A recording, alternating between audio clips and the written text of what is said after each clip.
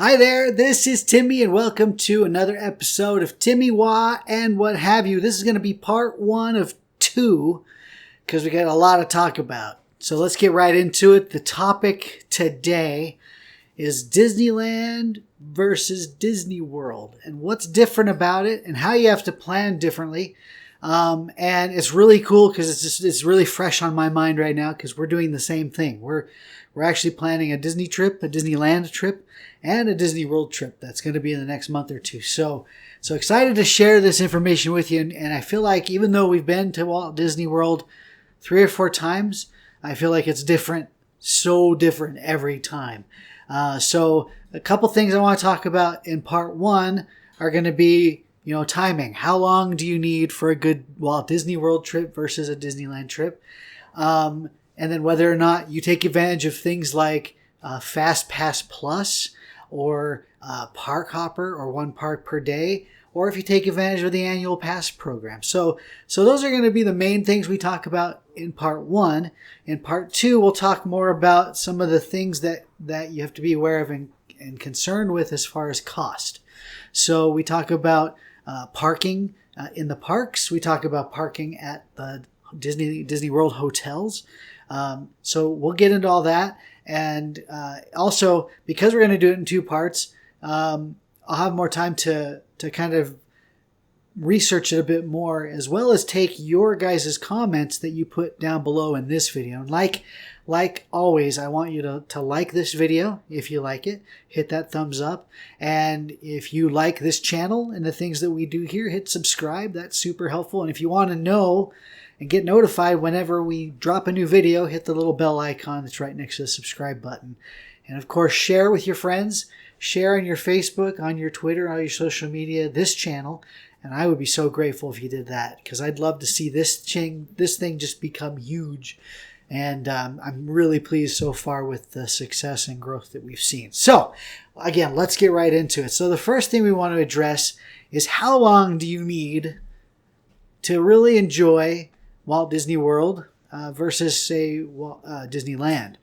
So real quick, an article I read, and I'll put a link here on the screen to a cool article that I read about that got a lot of this information from. One thing they said was you could do Disneyland, including California Adventure and Disneyland Park, in a long weekend and get it all done and see and do everything and watch all the shows. And, basically run the gamut through the whole park. And that, 3 or 4 days tops. So keep that in mind. That's Disneyland. And I agree, that's pretty realistic. For Disney World, however, you're going to need at least a week and maybe 2 to get a good sense of everything going on in those parks. And I'll say that with the caveat that doesn't include the water parks because there's 2 other water parks, Blizzard Beach and Typhoon Lagoon, that I personally haven't done myself, but would love to try that at some point. So let's talk about that a little more. The trip that we have coming up to Disneyland in a couple weeks here is we're going for 4 days, and because we're going with my sister-in-law and her family. She has very young children, a 7-year-old and a 4-year-old, and it's going to be their first visit. And we're going to use just the 1 park per day situation. Now, normally we go to Disneyland when it's just us. We'll do park hoppers so we can cruise back and forth and do all this stuff and not worry about, what park we happen to be in. So we're going to do 1 park per day because we have these young children. We're not going to be able to have all the time and flexibility and energy to run through and do all the different things. So we're just going to do 4 days, and we're going to do 1 park per day. So that's Disneyland, and I think because we go to Disneyland so often that's plenty for us. I think that we're not super upset about that, so that'll be fun. Our trip coming up to Disney World, however, is like 10 days, and we bought a 7-day park hopper tickets. And then we'll also spend a couple days at Universal. And Universal has 2 big theme parks as well in Florida. So just, it's a whole different thing. One of the ways, and when you talk about park hopper versus one park per day for Disney World, that's a little more realistic. And we actually considered doing one park per day to save a little bit of money because it is a bit cheaper instead of the park hopper. But as we thought about it and looked at and started planning our days and started looking at things, it just felt too restrictive. And we'll talk about in a second, we'll talk about the FastPass Plus program. Even if that program, the way it's put together, kind of works along with the one park per day strategy as well. But we just didn't want to feel locked in. We didn't want to feel like, well, hey, if we're done at Epcot, because Epcot has a lot of things that are under construction, things are being remodeled, refurbished, and maybe there's just not a lot to do in Epcot. I don't want to have to be locked into Epcot for a whole day. I'd love to be able to jump on the monorail and cruise over to Hollywood Studios or Magic Kingdom and just, have that kind of freedom. Plus, Animal Kingdom usually closes earlier in the day. So those kind of things to keep in mind. Again, you do save a good chunk of money going one park per day, but you have to take that consideration as far as flexibility. All right, so let's talk about annual passes real quick. So for non-Florida residents, there's two that you can choose from. And for Florida residents, there's one that's called the Gold Pass. And I don't know much about it. I know that it has blackout days. And I know that it's cheaper, but you have to certainly be a Florida resident. So I won't talk about that much, but certainly go look that up if you're a Florida resident and look into that, because I think that's a good program if you do live locally. The two I want to talk about, though, are the Platinum Pass and the Platinum Plus Pass. Blah, that's hard to say. So for the Platinum Pass, there's no blackout days. You can go 365 days a year, and you can hit all four of the main theme parks: Animal Kingdom, Magic Kingdom, Epcot, and Hollywood Studios. You get full access to all those parks. The benefits you get, and this applies to both Platinum and Platinum Plus, is you get free parking at the parks, and not at the hotels. That's different. We'll talk about that in part 2. So free parking at the parks. You get up to 20% discount on food and beverages, and up to 20% on merchandise. So those are and then you also get the Photo Pass, which Walt Disney World calls that the Memory Maker. Now the Memory Maker is $200 on its own. And if you buy it in advance, it's $160. But that's for your whole entire ticket stay. And you get to use, if you're familiar with Photo, we talked about it in my previous video with the Max Pass situation, but Photo Pass gives you all the ride pictures that you can save down to your camera and download them and keep them forever. And then any of the Photo Pass cast members that are out there wearing, they usually wear tan and they have cameras. They take really nice pictures of you in front of landmarks. They'll do some poses with you, and they also do what they call a magic shot, which they'll edit in later, like graphics, like a Tinkerbell or an evil witch, those kind of things. They'll just kind of put those together for you. And that's all free for your entire stay. If you get an annual pass, it's included. Again, it's $160 if you don't have an annual pass, if you buy it in advance, or $200 if you buy it at the park. So the Platinum Pass is $1,119. So $1,119 is a Platinum Pass. The Platinum Plus Pass is, I did it again. The Platinum Plus Pass is exactly the same, except you get access in addition to the 2 water parks I mentioned, the Blizzard.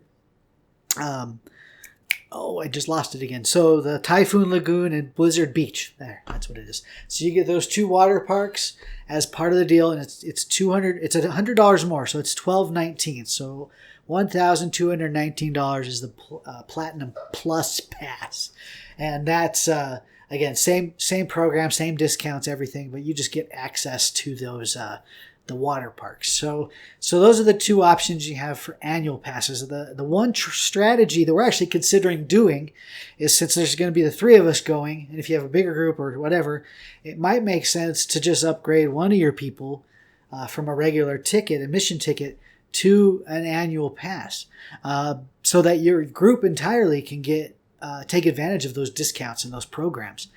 So do the math. It takes a little bit of figuring. You don't necessarily know how much you're going to spend on money or on food or merchandise.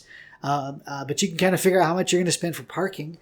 You can, and all that stuff you can kind of guess, hopefully, depending on, how much you think you'll eat in the parks, and etc. And it might make sense.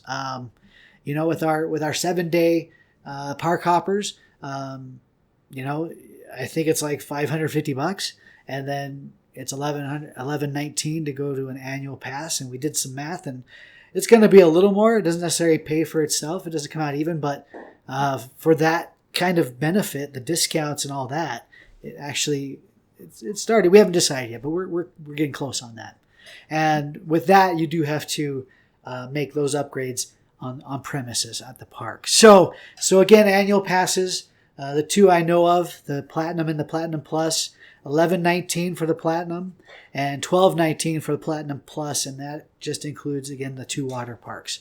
All right, so that's annual passes. And again, if you want to look up the Florida resident one, I think it's called the Gold Pass. It's cheaper, but you have blackout dates, and I don't know exactly what that is. So feel free to look that up. All right, so next topic, and I'll try to make this quick because I want to make sure we keep these videos shorter.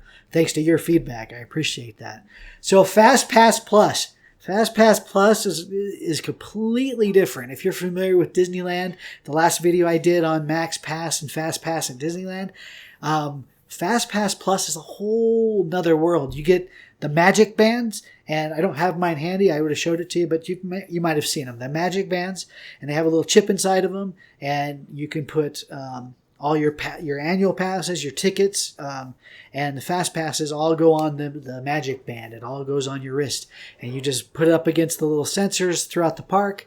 It lets you in, and it lets you use your fast passes. So that's kind of cool.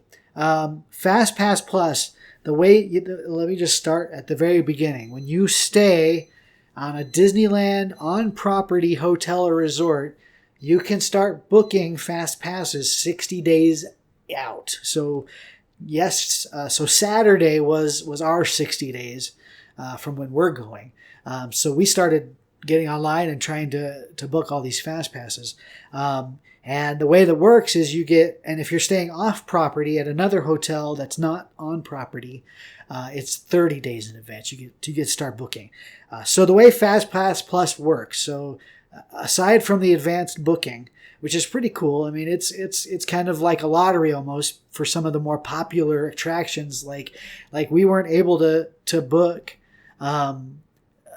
Avatar Flight of Passage. We also weren't able to book Slinky Dog Race, Slinky whatever that is, the one in the new one in Hollywood Studios, because they were just gone. They were already booked.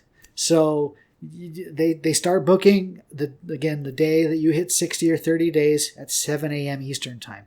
So that means in Utah we had to wake up at 5 a.m. and we tried and we didn't get that. So keep that in mind too as you make your plan. So aside from the advanced booking, the way the FastPass Plus system works is you get 3 a day and per park. So you pick a day you're going to be in a park.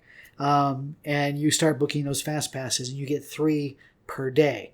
And so once you book a fast pass in a park, you can no longer pick other fast passes from other parks. Okay, hopefully that makes sense. I'll keep explaining that. And then the other complication on top of that is now they have a top tier situation. So they pick 2 or 3 or 4 of the highest, most popular attractions in each park, and they call those the top tier ones. And when you book a fast pass for that, you only get 1 of those per day.